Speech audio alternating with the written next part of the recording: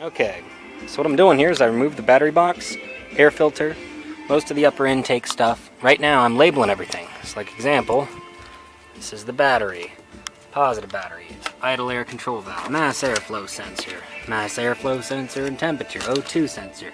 Label stuff, makes it easy. Right now I'm going through the nightmare of taking all the vacuum lines out, which that's what I just took out. Off back here, there's a vacuum tree that sits back in here. Plugs into this vacuum canister, plugs into the EGR valve, a couple other things, and I also removed the PCV system.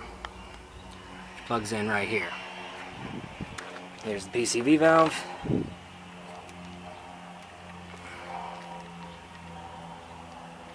And here's the vacuum tree.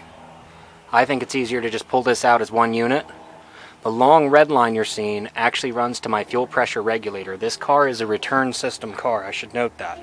So this has the fuel system going back. If you notice, in here there's two fuel lines here. Right below the throttle body here, this is a fuel line and this is a fuel line. So this is a return style car. It's got a little different setup on a fuel system. Just an update. There's also the brake booster line.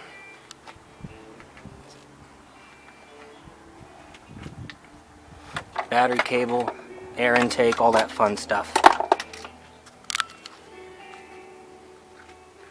What I did when I unhooked this, again I labeled everything, so this is for the front fog lights.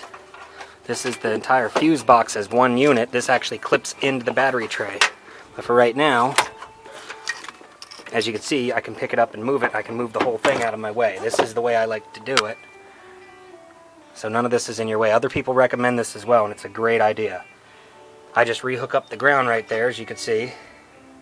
Okay, this is a ground off of here, off the fuse box, but all these wires are all together. And that way, you have all this room here. You move all these other wires up here out of the way. Makes life